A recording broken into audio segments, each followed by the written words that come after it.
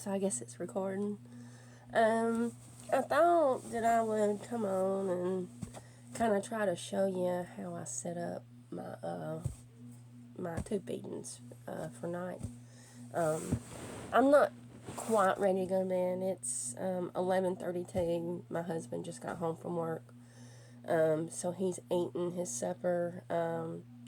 So I'm getting this ready for when I go to bed. So this is my TPN. It's made by Nestle. It's Peptamen 1.5. It is unflavored, but I don't drink it. So here's my tube. I need to clean it, and I will. I've already washed my hands, but I have Germ-X over here that I use. So, let me get a bag. So, this is what my bags look like. It's the package. They've got like a little strip where you can tear it off. And it's a 1,000 milliliter feeding pump set. It's got the little connector where it connects to your tube. I usually tear this off.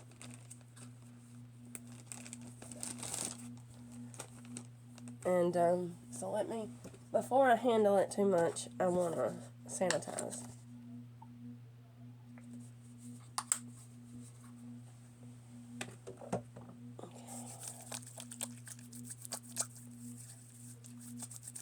Very liberally. I don't know if it gives me any more protection, but I like to think it does. So, okay.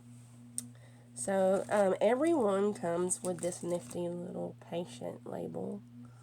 I used to save them. Why? I don't know. I just thought, quick label for something and it's sticky, but yeah, I just throw them away. Okay, and then this little thing is what holds this together. So I'm just going to let it drop. And I'm going to make sure, because sometimes in the package, these caps will come loose. So make sure it's on there really good. And I could hang it up and then pour it in, but to me, it's harder like that. So I just like to let it hang on my finger. And I do 3 cartons at night. And I shake it up really good.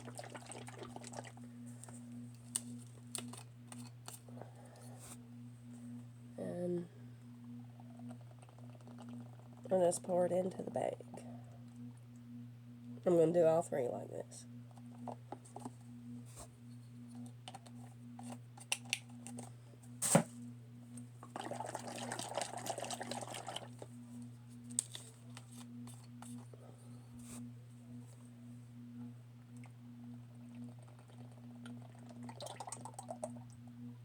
I mean, it's easy to stand up and do it, but it just seems like, for me, because I'm sick so much, and I have, TMI, I have, a lot of constipation and diarrhea, so, I'm always dehydrated. I fight to try to keep from being dehydrated, but I'm always dehydrated. And I've been sick a lot here recently. I mean, you can tell my eyes are getting dark again, which, I mean, they're always kind of dark, but they're getting darker because my body's getting weaker. And, like, when I raise my hands above my head, even for just a few minutes, they start feeling really heavy. Because I guess I don't have much muscle mass. Okay, so that was the third one.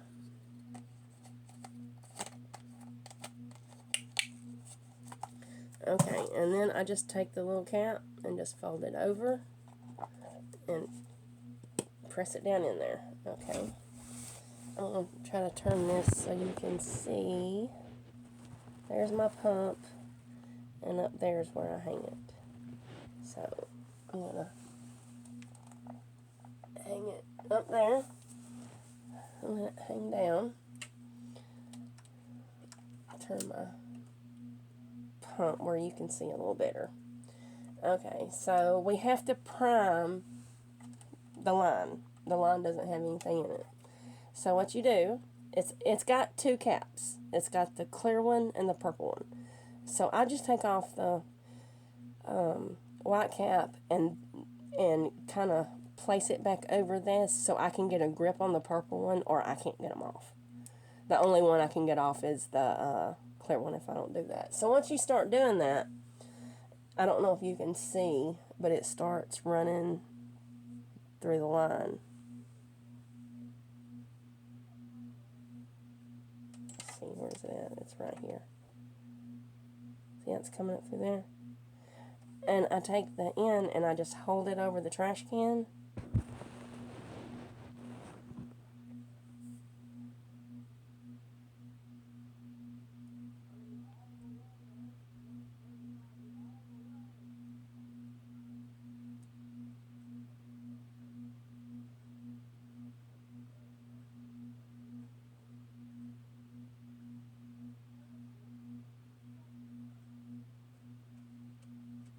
Okay, and I usually let it drip for a few minutes, because if I don't let it drip, if I cap it as soon as it starts dripping, it's like some of it, I don't know, the very end of it won't have any formula in it, and then that creates an air bubble. So that's something you don't want. If you have any kind of gastrointestinal issues, or especially like gastroparesis, because you have so many times that your belly's distended because you are and if you don't know what that means, that's where your belly is swole out, and it's painful, and that happens quite a bit.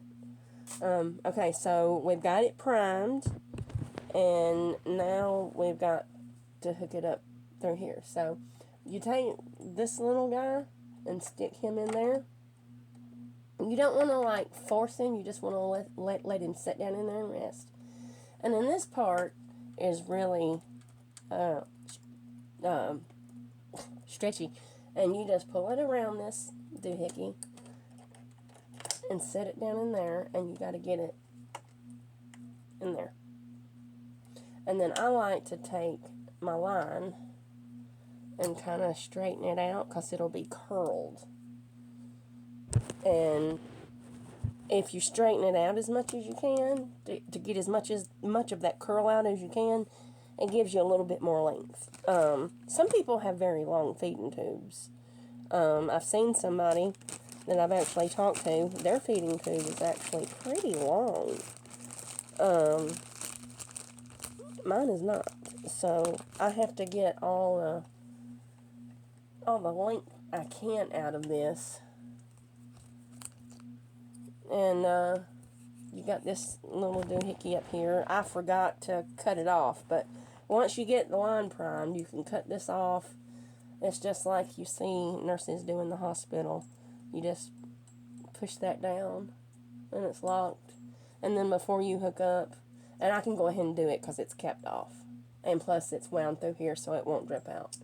I can go ahead and open it. So it's good whenever I get ready to hook up to it. So what I do until I get ready is I take it and I just stick it through the handle right there and let it hang down in the back. You see it hanging down right there? And then it hangs there until I'm ready. So that's how I hook up my pump, do my tube feedings. I'm trying to do some more videos. My son's got a laptop, and I'm going to try to get into his. He's forgot his sign-in information. So I'm going to try to fix that so I can get into it. But I do need to change my tibby pad, so I'll do that while I'm on here too. And I've already sanitized, but I've touched that bag and everything. So I'm going to sanitize again.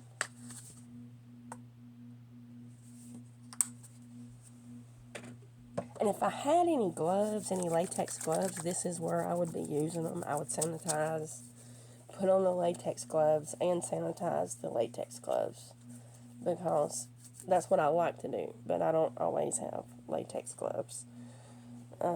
So I just use baby wipes, and I try to get the allergy-free, unscented ones. And I use these little tubey pads. I keep them in this little Donna Karan bag, and I just keep them in a Ziploc bag.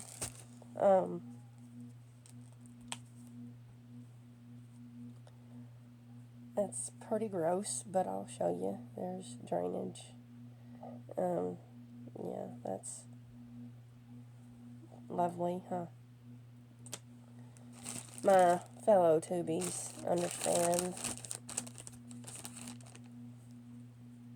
And then I just take a baby wipe and clean around it.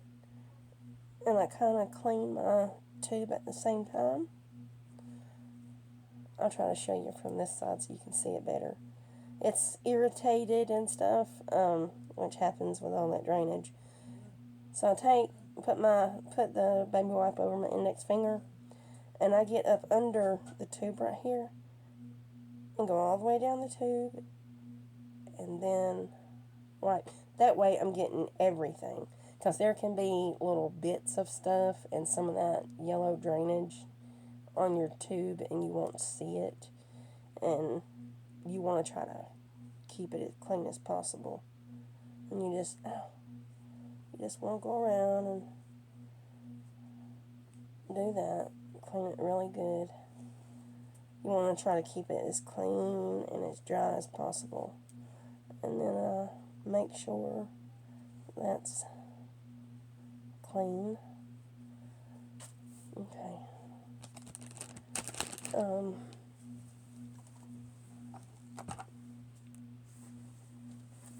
I have this stuff. It's for bed sores, for round feeding tubes, ostomy bags, any of that stuff. It's calmoseptine.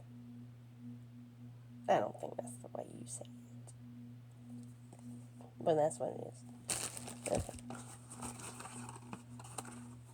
Take a Q-tip.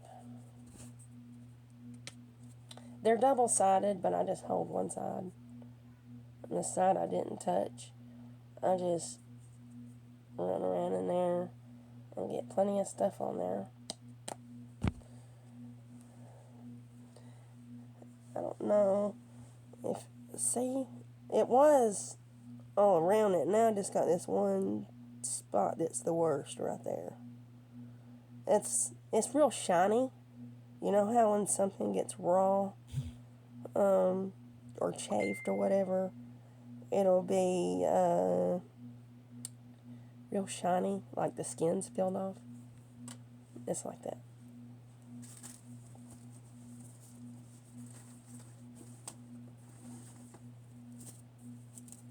I have my little fan that I use to dry it.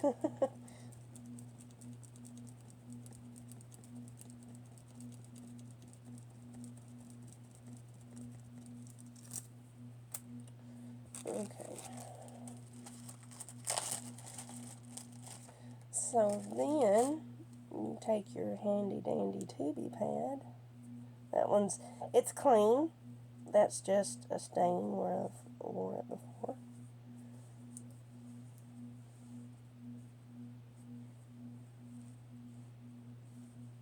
I wash these in the washer. I wash them with my whites. I've got a net bag. I'll show it to you. It's a net laundry bag. This is where all my dirty ones go. And probably tomorrow I will throw it in the wash. I've still got plenty of tubey pads, but you don't want to wait till you run low. So I take care of all that. I take my meds. I may go through my whole ritual of a night routine sometime. But right now, that's what I got. And if you're just curious, look, there's a little Lisa. They look the same. But look at this. There's baby JoJo. Ain't he pretty? Pretty when he was a baby, and he's pretty now. I'm so lucky. But anyway, so that's my routine of setting up my TPN. I should be getting a delivery here soon. So when I do, I'll probably do a video and show you that. Okay? So, if you're new here, my name is Lisa Wagers. I live in London, Kentucky. I'm actually closer to Corbin, but my address is London. I just turned 50 years old. What they consider over the hill. Thank you for all the birthday wishes from everybody that wished me a happy birthday. And, let's see. Okay, so I get scatterbrained. Okay, so if you're new here, I should have started with this, but if you're new here, my name is Lisa Wagers. I suffer from severe gastroparesis. I have lots of other health issues and everything. I am completely tube fed. This is my channel about my life. I do plan on doing clean with me's and cook with me's. But if you have severe gastroparesis, you know what a chore it is sometimes just to be able to get out of the bed. I spend a lot of my time sitting and laying because moving about just makes the nausea worse. So I would appreciate if you would subscribe, hit that notification bell, and come along with me in my journey. I'd like to share it with you, and would like to become friends with you. So I hope to see you again.